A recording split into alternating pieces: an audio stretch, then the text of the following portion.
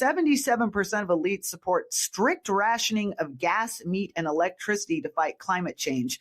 So if we had a media-run state, that's the type of public policy we would have, but we don't have that. All right, this is N.S. Lyons writing on Substack Notes 2 days ago. We cannot be reminded often enough that while in the Soviet Union they had state-run media, in our country we have a media-run state. All right, I know it's alliterative, it sounds clever. All right, N.S. Lyons used to have a lot of sharp things to say, but as regular people become more successful, it often goes to their head and they start thinking they are more wise, more profound than they really are.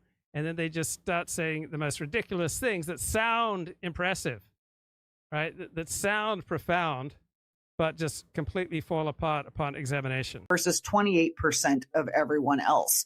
I mean, the disconnect is mind-boggling. And yet, I think the important thing here in this is these folks, even though there's not very many of them, they hold positions of power. They are in influential positions. So we hear about their views more than everyone else's. Is that not part of the point of this? That's absolutely the truth. These are people who know that if they're... Okay, Elliot Blatt says people who use the term climate change are ignorant or deliberately trying to deceive. How do you know?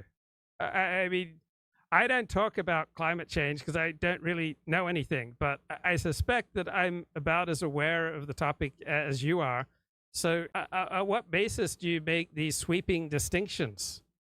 I mean, I'm going to go out on a limb here and say that I doubt you've read 5 books on climate change, right? I'm going to go out on a limb and say I suspect that you're not more informed on climate change than I am. So I listen to a lot of conservative talk radio, read conservative publications. I'm quite familiar with all the conservative debunking of climate change.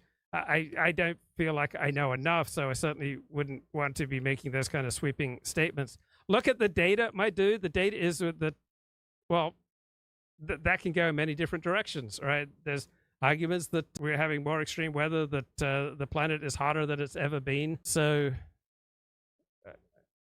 there is an overwhelming expert consensus on climate change.